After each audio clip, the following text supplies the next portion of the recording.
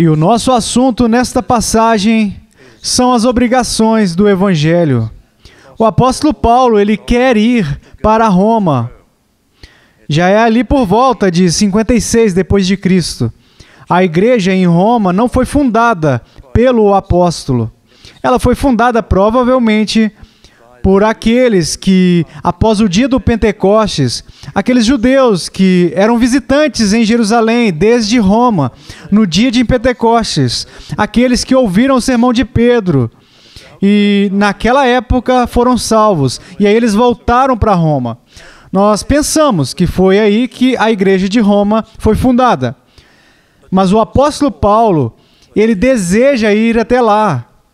Ele sente que ele deve procurar as oportunidades com cuidado para ir até lá. Mas ele ainda não encontrou uma oportunidade até enquanto ele estava escrevendo essa carta. De fato, ele não ia encontrar essa oportunidade de ir até Roma, até quando ele fez o seu apelo a César no julgamento, na sua primeira prisão em Roma.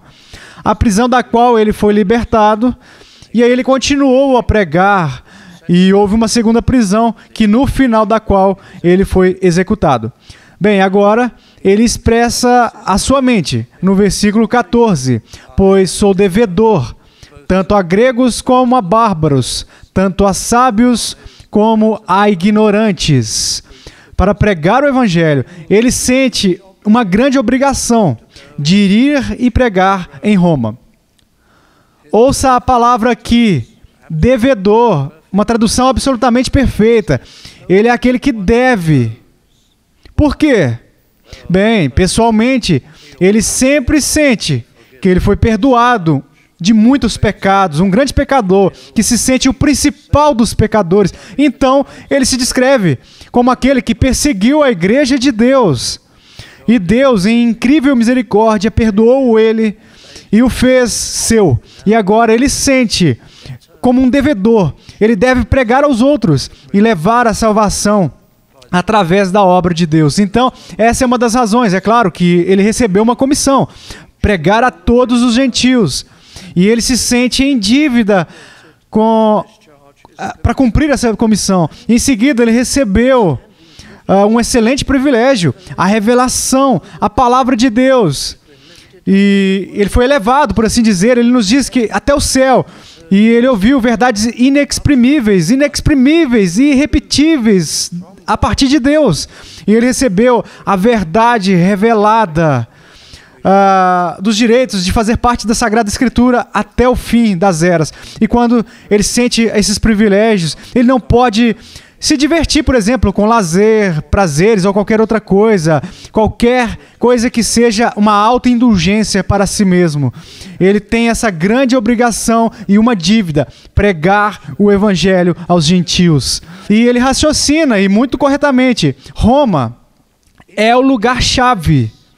De Roma, com as tropas, os soldados, os comerciantes, toda a influência que saía da capital do Império naquela época, descendo de Roma, através do Império Romano, pelas estradas em todo o mundo. Porque se as pessoas em Roma são salvas, então o Evangelho vai se espalhar em todo o mundo gentil. E um que foi chamado para ser particularmente o apóstolo dos gentios, certamente ele precisa pregar em Roma. Então ele deseja estar lá para estabelecer, para estabilizar, para ajudar a igreja e pregar para os não convertidos. Então, esse aqui é o pensamento dele. Eu sou devedor tanto a gregos como a bárbaros. E a distinção vem do fato de que a cultura grega e a linguagem grega estava em toda parte, exceto entre aqueles que não falavam grego, ou quem falava muito mal e não falava ou não conseguia compreender os refinamentos da cultura grega daquele dia. Eles eram considerados bárbaros. E quando o apóstolo diz, tanto a gregos como a bárbaros, não significa apenas para os gregos étnicos. Ele fala, como ele diz, esclarecendo isso, tanto a sábios como a ignorantes, tanto para eruditos, para iletrados. Ele tem uma obrigação de pregar o Evangelho para todos os tipos de pessoas. Sim, porque Todo mundo é ignorante dos caminhos de Deus e da salvação de Deus. Então, sejam os mais eruditos, eles são igualmente ignorantes das coisas divinas, tanto quanto os incultos são ignorantes. E as pessoas ignorantes quanto aos assuntos do Evangelho. Então ele deve pregar, o Evangelho deve ser pregado claramente a todos. Eu sou devedor tanto a gregos como a bárbaros, tanto a sábios como a ignorantes. Por isso, rapidamente aqui no versículo 15, por isso quanto está em mim, estou pronto a anunciar o Evangelho também a vós outros em Roma. Ele está pronto, em algumas traduções modernas dizem, ele está ansioso, o que é bom. Mas há uma certa trivialidade ligada à palavra ansioso. Então eu acho que a tradução antiga é a preferida. Eu estou pronto. Há uma seriedade maior a respeito disso, porque o apóstolo Paulo sabe que é provável que ele sofra muito com isso, o que sempre acontece com ele. Eu não estou tão ansioso, embora eu esteja. Ele diria, para pregar o Evangelho, eu estou pronto. A palavra pode ser traduzida de uma maneira, eu estou pronto ou ansioso para ir. Eu estou pronto. Ele tem uma grande preocupação com as almas. Ele está pronto. Ele tem um senso de dever. Ele está pronto. Ele tem uma vontade de sofrer. Ele está pronto. Ele está preparado. Ele sabe que abordagens distintas ele vai usar para esses gentios lá em Roma. Ele sabe como ele vai abordá-los, assim como ele conhece a maneira distinta de que ele vai abordar os judeus. Ele está pronto, ele está preparado. E nós devemos estar preparados todos os dias, queridos amigos. Nós podemos dizer que nós estamos prontos? Sim, ansiosos para testemunhar por Cristo. Mas prontos? Às vezes, nós não preparamos nada. Não estamos prontos para o que vamos dizer. Nós dizemos, isso é difícil, testemunhar para algumas pessoas. Algumas pessoas podem dizer, eu posso superar a timidez, normalmente não sou uma pessoa tímida, mas eu sou uma testemunha. Eu acho que sou, as pessoas confessam e dizem, como eu faria? O que eu poderia dizer? E esse é o problema. Então, algo que, por alguma razão, nós achamos que nós não precisamos nos preparar. E aí a gente faz. Se surgir a oportunidade de falar com essa pessoa em particular, na minha empresa, no meu escritório, onde quer que seja, qual deveria ser a minha abordagem? Como eu posso fazer? Como eu devo usar a minha abordagem para quebrar o gelo? Qual comentário? Como eu vou dizer? Qual seria a maneira apropriada? Pense sobre isso, é muito mais fácil pensar sobre isso. Aí você ora e faz. Você ora e faz a sua abordagem, mas se você estiver totalmente despreparado, eu estou pronto, diz o apóstolo Paulo. Isso sugere um grau de preparação. Ele sabe o que ele pretende fazer. Eu me lembro de ter lido, eu ouvi dizer, isso há muitos anos, o Dr. Martin Lloyd Jones, quando ele era um doutor em medicina, estava trabalhando em um hospital e ele ansiava para pregar. Mas ele sabia o que ele iria pregar, ele disse. Ele tinha estado em várias igrejas no sul de Gales. Ele tinha ouvido mensagens que ele achava que não fariam nenhum bem às pessoas.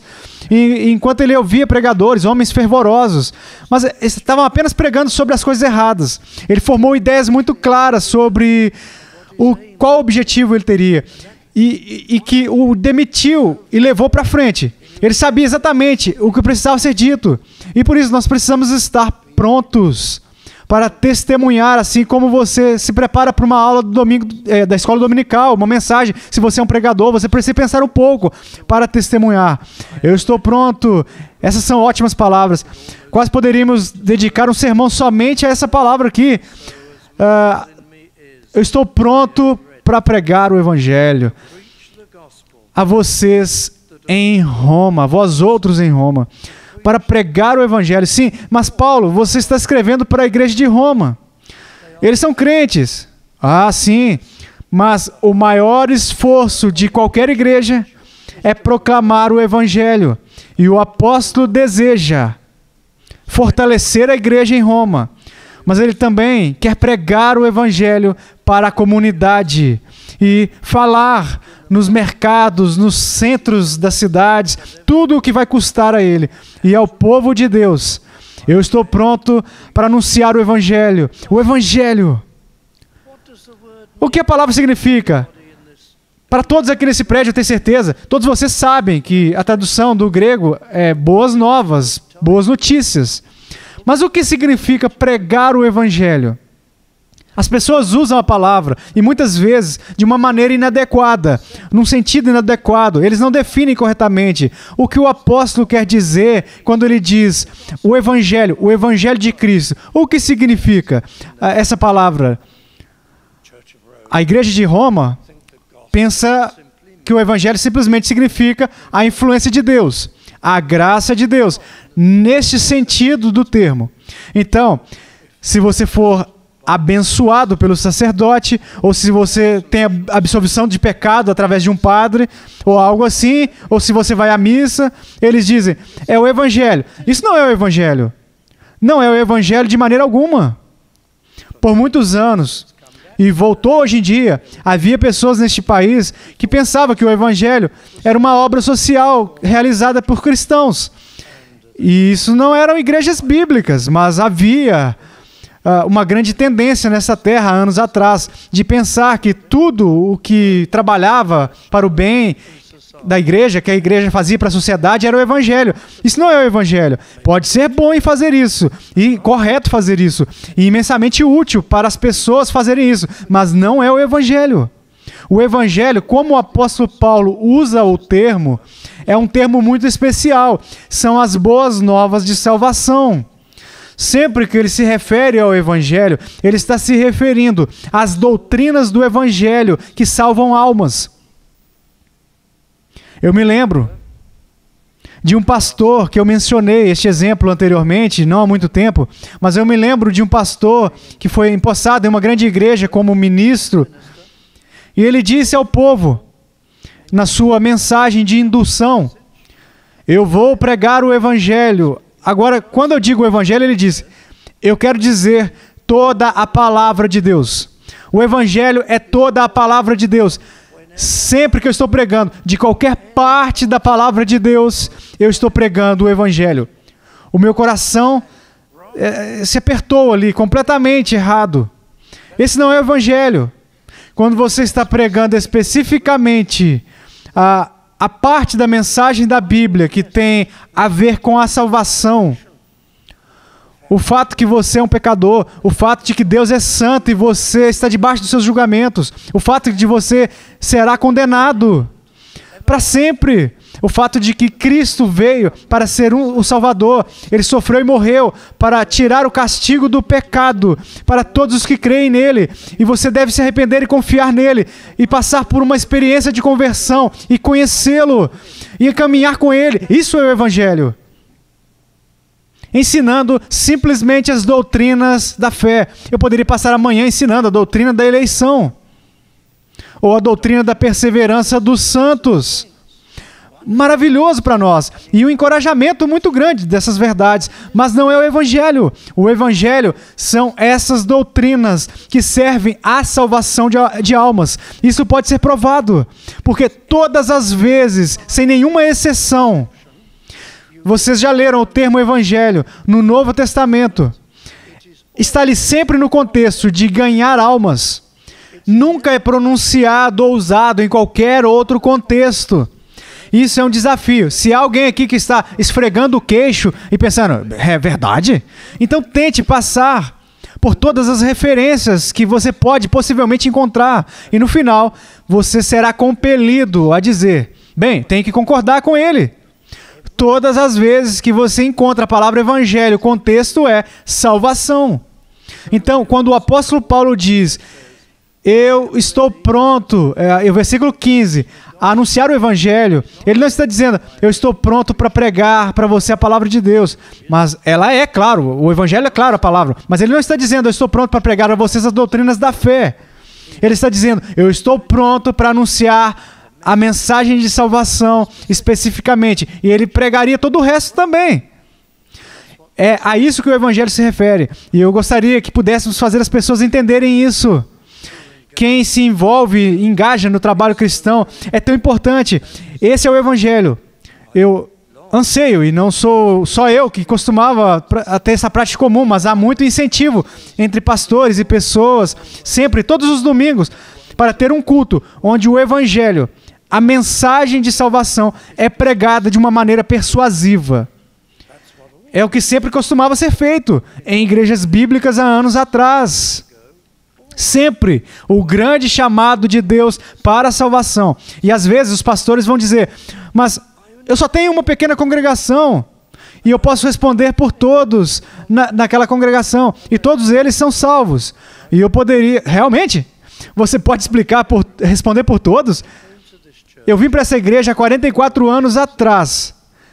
Eu comecei a pregar o Evangelho. A igreja foi fundada por volta de 1650. Mas eu vim há 44 anos atrás. E eu comecei a pregar o Evangelho.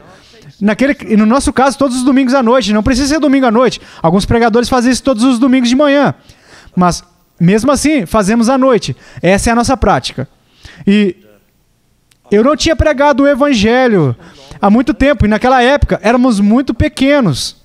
Apenas algumas fileiras. Isso era tudo. E uma senhora idosa, ela estava ali no final dos... Era o final dos anos 70, início dos anos 80. Ela havia sido membro por quase 40 anos da igreja. Ela era uma querida alma, muito doce. Mas ela veio até mim e ela disse, eu encontrei o Senhor. Eu nunca tive qualquer garantia de salvação. E agora eu sei que eu nunca fui verdadeiramente salva. Até agora. Até recentemente. Você nunca pode... Eu não deveria estar me distraindo com isso, mas você nunca pode prestar contas de todo mundo. Você deve sempre pregar o Evangelho. E eu também me lembro, quando tínhamos um período integral na aula do seminário, aqui por 10 décadas ou mais. E isso foi há cerca de 20 anos atrás.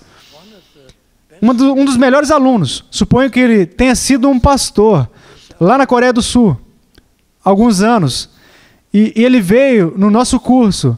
E ele estava tão vivo e claro, com a mente bem lúcida. E ele fez muitas perguntas investigativas e assim por diante. Um homem muito educado, um querido irmão. Então nós pensamos, e depois que ele esteve conosco cerca de 1 ano, ele disse, eu encontrei o Senhor. Sabe, eu realmente pensei que talvez ele estava sofrendo de algum tipo de tensão. Ele parecia ser um cristão tão maduro, tão avançado nas doutrinas da fé, mas não, ele tinha certeza do que ele estava dizendo. Eu conheci o Senhor, eu encontrei Ele. E agora, 20 anos depois, ele tem ministrado por anos na Coreia do Sul. E ele ainda diz a mesma coisa. Eu encontrei o Senhor no culto evangélico, no tabernáculo metropolitano, depois que eu havia sido um ministro por 1 década. Você nunca sabe para quem está pregando e como o Senhor vai trabalhar. O apóstolo Paulo diz, eu estou pronto para pregar o evangelho para vós em Roma também. E é isso que ele faz por meio do evangelho ali. Você vem aos nossos amigos do culto evangelístico à noite. Oh não, alguém vai dizer, eu já sou cristão. Você não vem, não se importa com os outros. Vem e apoie o culto evangélico, evangelístico. Sabe, o serviço evangelístico é um dos seus momentos mais altos de adoração. Quando você é lembrado de novo do evangelho pelo qual você foi salvo e o seu coração é elevado e você louva e agradece a Deus, mas você vem para orar por outros e trazer outros também. E você sabe, pode ser que vir para o culto do evangelho, que você vai aprender alguns argumentos para o seu testemunho e algumas abordagens, porque o pregador no culto evangélico está constantemente tendo que apresentar argumentos da palavra de Deus, em raciocinar e apelar para os não convertidos. Então, você pode muito bem ser ajudado, pois é uma espécie de faculdade para os crentes, bem como um lugar para a salvação das almas perdidas e um grande elemento da adoração do povo de Deus. Mas eu devo descer agora para o versículo 15, o texto aqui agora. Estou pronto a anunciar o evangelho também a vós outros em Roma. Versículo 16, então. Pois não me envergonho do evangelho de Cristo, porque é o poder de Deus para a salvação. Eu não tenho vergonha disso. Eu não tenho vergonha do evangelho. Bem, ele queria muito ir para Roma. Em Jerusalém, havia todos os fariseus orgulhosos, que eram muito assim contra o evangelho. Mas em Roma, ele seria visto, e ele foi visto com um desprezo enorme. Roma era um lugar um tanto orgulhoso. É claro, eles se orgulhavam. O Império Romano. Nós somos as melhores pessoas. Roma. E eles vão escutar, no caso, Paulo, um pregador que é um cristão judeu, judeu-cristão. Quem são os judeus? São pessoas derrotadas. Nós pagamos a eles e os reprimimos. Os romanos diziam, não vamos ouvir isso. Isso é contra a nossa religião local, contra o nosso politeísmo. Não, eles seriam antagônicos, estariam contra ele. Mas ele não ficou envergonhado por causa disso, no mínimo, porque embora estivessem tão cheios de grandeza em Roma, o evangelho é a coisa mais poderosa da terra, no coração dos homens e das mulheres. Então aqui está algumas razões, versículo 17. Não, pelo contrário, versículo 16. Pois não me envergonhe do evangelho, porque é o poder de Deus para a salvação. Se vocês olharem para o texto, vocês vão ver que há 3 ou 4 razões porque ele não se envergonha. Versículo 16. Porque é o poder de Deus para a salvação. Então essa é a razão número 1. Em seguida, versículo 17. Nele está a justiça de Deus revelada. Razão número 2. Porque ele não se envergonha. Então, o versículo 18. A ira de Deus. Razão número 3. Então ele dá 1, 2, 3 razões. Porque ele não tem vergonha do evangelho. Agora, depois disso, você tem o porquanto. Versículo 19. Porquanto o que Deus se pode conhecer. E versículo 21. Porquanto. Agora, esses porquantos qualificam a terceira razão. No versículo 18. São as 3 razões. 3 razões. É o poder de Deus, pois nele é revelada a justiça de Deus pela ira de Deus. E por essas 3 razões, Paulo não pode sentir vergonha do evangelho. Então vamos explorá-los por um momento, pois é o poder de Deus para a salvação. Eles desprezam por isso. Eles não pensam nada de nós, os pregadores. Eles não desejam isso, mas este é o poder de Deus para a salvação. Eles têm poder para conquistar. Eles têm o poder para subjugar as nações. Eles têm o poder de construir estradas. Eles têm poder para construir edifícios enormes.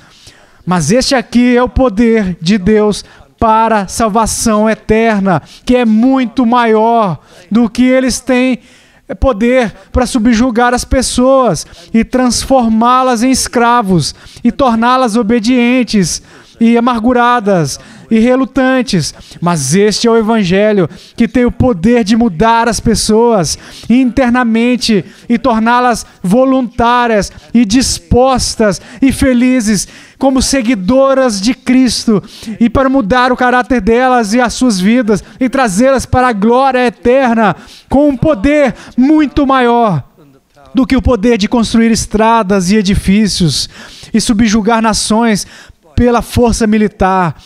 Então, o apóstolo Paulo diz: eu não me envergonho, porque é o poder de Deus para a salvação. Que coisa estranha pregar o evangelho. Se você quiser ter sucesso, se reunirmos uma equipe de pessoas que são boas em vender coisas, ou para promover coisas, ou para montar campanhas neste mundo, bem, eles vão ficar surpresos conosco. As pessoas querem se sentir bem, eles diriam. E aqui você está pregando algo E o seu objetivo é fazer as pessoas se sentirem mal. Sim, antes de se sentirem bem, o nosso objetivo é pregar para que as pessoas, a contragosto, se sintam como pecadores. Pecadores maus, perversos, que Deus vai condenar eles para sempre. E que a única esperança é se dobrarem às necessidades deles em Jesus Cristo e confiar no que Ele fez para obterem a salvação para eles. As pessoas querem se sentir bem, e aqui nós fazemos com que eles se sintam mal, antes que possam se sentirem bem e terem alegria no Senhor.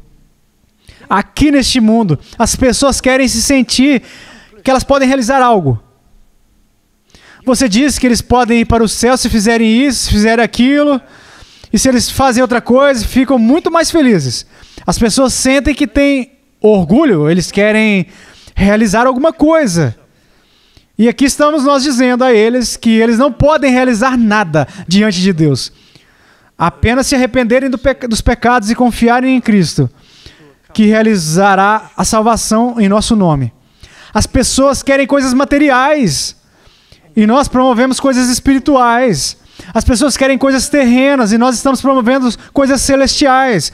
As pessoas querem humor e nós somos sérios a respeito da condenação e a necessidade de perdão e de desculpa. As pessoas querem ser entretidas, não levadas a sério. Pessoas querem pessoas famosas, celebridades e pessoas famosas. As pessoas estão na televisão e que nós estamos investindo no púlpito. Pessoas desconhecidas, que não valem nada para este mundo, que este mundo nunca irá elevar ou respeitar. Nós entendemos tudo errado. O apóstolo certamente errou, de acordo com a sabedoria deste mundo. E ainda assim, ele diz: eu não me envergonho do Evangelho, porque é o poder de Deus para a salvação, através da pregação e a disseminação do Evangelho por si só. É o poder de Deus ativo contra mentiras e leva as pessoas a se converterem, e são pessoas que são trazidas a Ele. Eu estou aqui para chamar as pessoas ao arrependimento. As pessoas não estão dispostas a se arrependerem, a menos que Deus trabalhe em suas vidas. Eu estou aqui para chamar as pessoas para confiarem em algo que é invisível, para depositarem a fé delas em Cristo, que eles não podem enxergar. E eles não querem fazer isso. Eu estou aqui para chamar as pessoas a abandonarem a multidão e irem pela fé atrás de Cristo em oração e buscando a salvação. Eu estou aqui para clamar às pessoas que clamem por uma nova vida e para dar as suas vidas a Deus. Eu quero minha vida para mim, eles dizem. Eles estão dizendo assim, ainda... Isso é algo que nós não podemos nos envergonhar, porque é o poder de Deus para a salvação. E nós vemos isso, e as pessoas são transformadas, e as pessoas orgulhosas se tornam pessoas humildes. Pessoas desonestas se esforçam pela honestidade e integridade. Roma não poderia fazer isso. E pessoas violentas tornaram-se pessoas gentis, e pessoas más se tornaram pessoas generosas, e pessoas egoístas se tornaram pessoas atenciosas, pessoas extrovertidas. Apenas o Evangelho tem o poder de fazer isso, mudar as pessoas. Um povo ignorante a respeito de Deus, vieram a conhecê-lo e amá-lo, e apreciá-lo, e caminharam com Ele. E as pessoas que são lascivas, pessoas que se tornaram puras. Ó, queridos amigos, e acima de tudo, venha conhecer Cristo e amá-lo e valorizá-lo e caminhar com Ele. Nada tem poder como o Evangelho. Então essa é a primeira razão de Paulo. Eu não me envergonho do Evangelho de Cristo, porque é o poder de Deus para a salvação de todo aquele que crê, primeiro do judeu e também do grego. Eu não vou demorar nessas palavras, porque elas surgem efetivamente de novo à medida que nós estudamos o livro mais adiante. Mas, antes de tudo, Deus está especialmente focado nos judeus. Não exclusivamente nos judeus. Havia gentios que foram salvos também nos tempos do Antigo Testamento.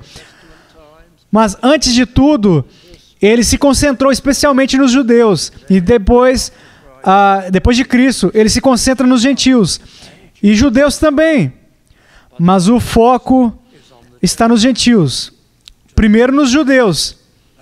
E também gregos ou não judeus. Segunda razão. Embora eu não tenha vergonha do Evangelho de Cristo, porque é o poder de Deus para a salvação. E agora, versículo 17. A segunda razão. Visto que a justiça de Deus se revela no Evangelho. De fé em fé. Como está escrito, o justo viverá por fé.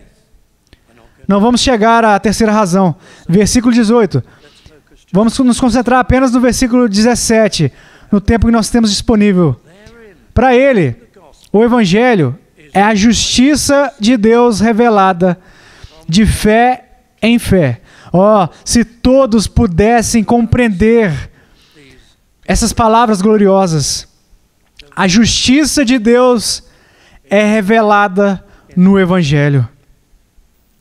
É por isso que a segunda razão pela qual Paulo não tem vergonha disso.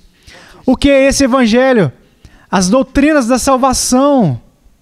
A parte da Bíblia que traz salvação para as almas perdidas.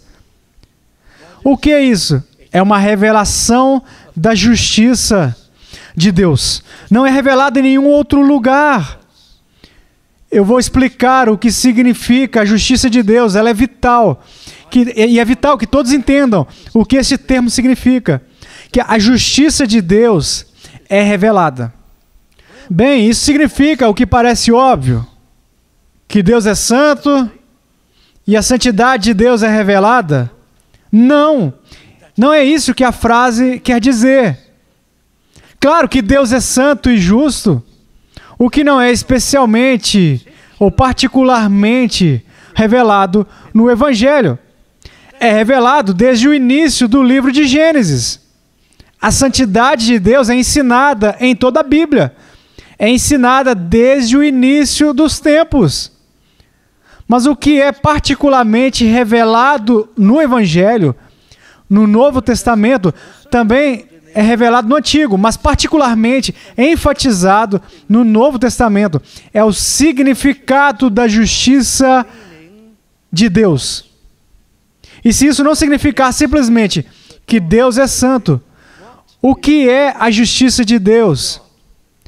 A justiça de Deus se refere à justiça de Deus, a justiça não de Deus em si mesmo, mas a justiça que Deus imputa aos pecadores necessitados, que se valem de Deus para que sejam aceitos por Ele.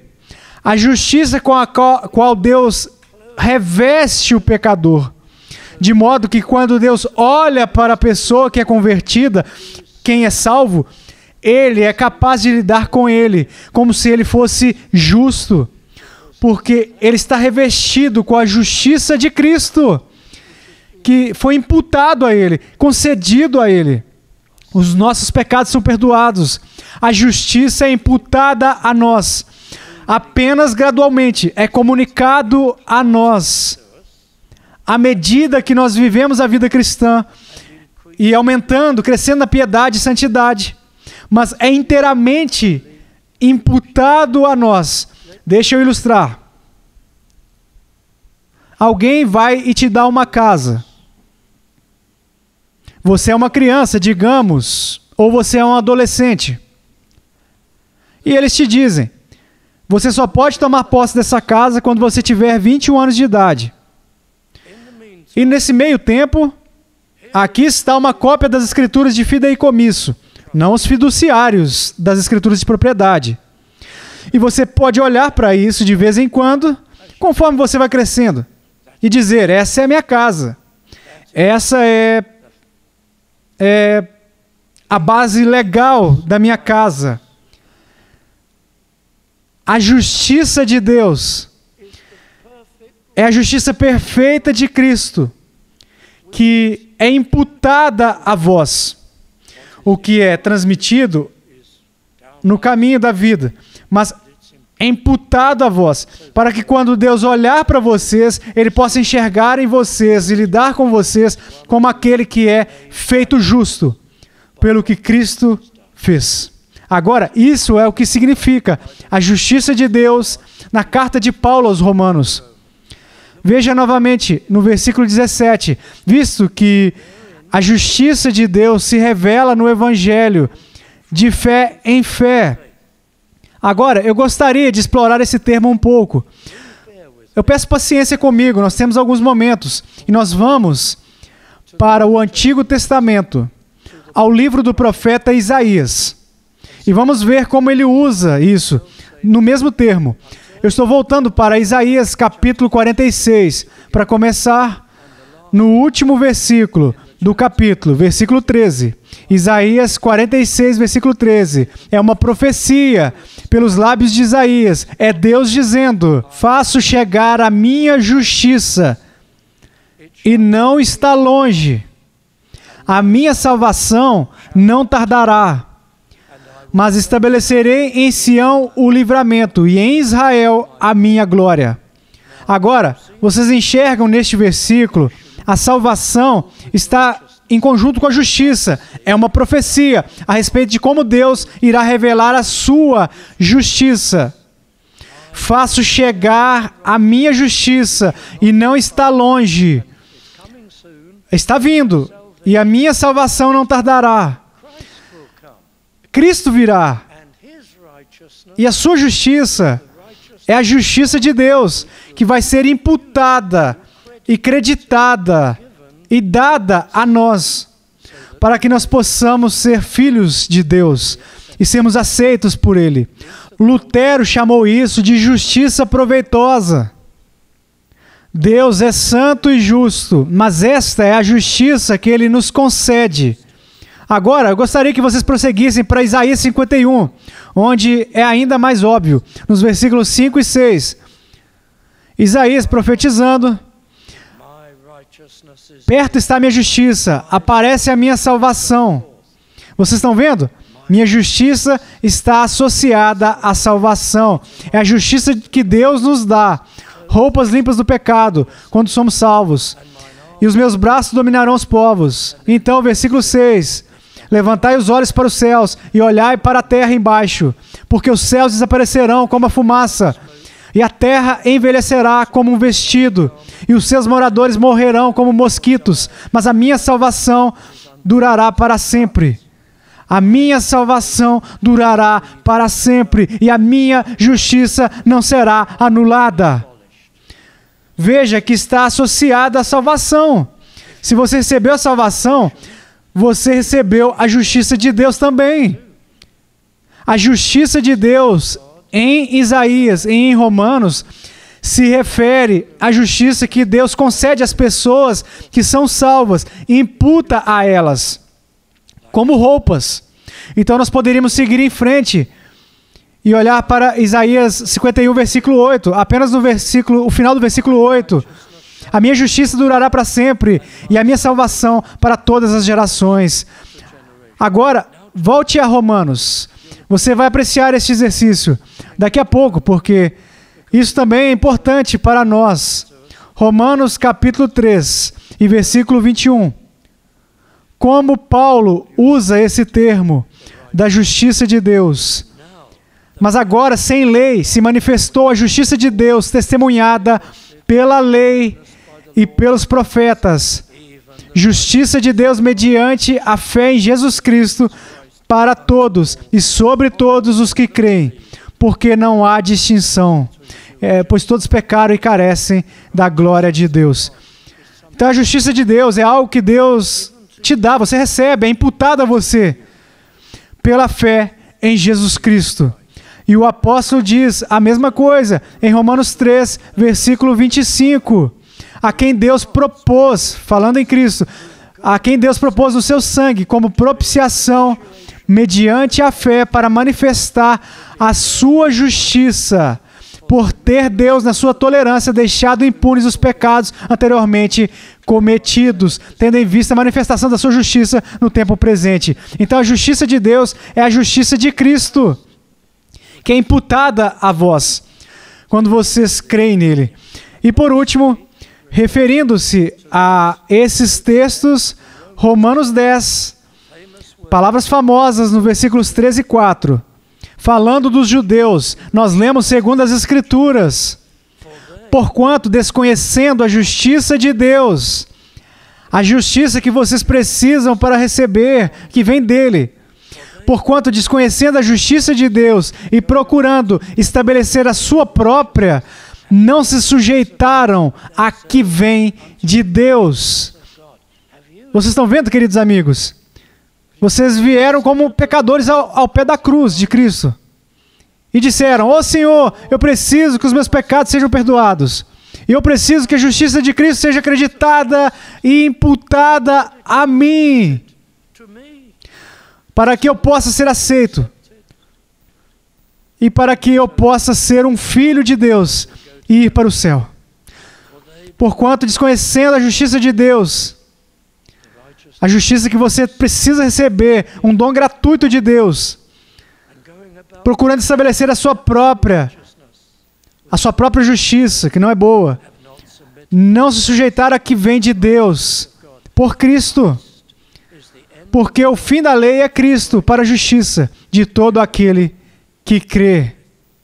Bem, queridos amigos, eu volto a Romanos, capítulo 1, e versículo 16, eu não me vergonho do Evangelho, porque é o poder de Deus para a salvação.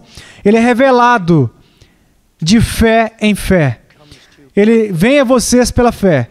Eu gostaria de dizer mais, mas essas são duas razões, duas das três, com a qual Paulo não se envergonhava do Evangelho. É o poder de Deus para a salvação. E a justiça de Deus que é revelada. Isto é, a justiça que nós precisamos receber como um dom, um presente dele. A justiça na qual nós estamos revestidos, como a nossa alma está vestida.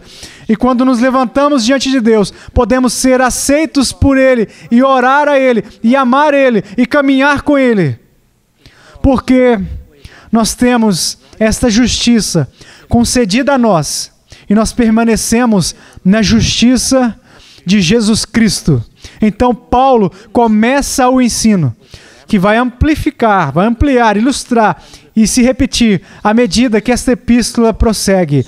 Então, a obrigação de pregar o Evangelho e testemunhar a Cristo, porque eu tenho provado o poder de Deus na salvação, e porque a justiça de Cristo foi maravilhosamente imputada e concedida a mim, e me concedida uma posição perante Deus. E que dívida eu tenho que me preocupar para as almas dos outros.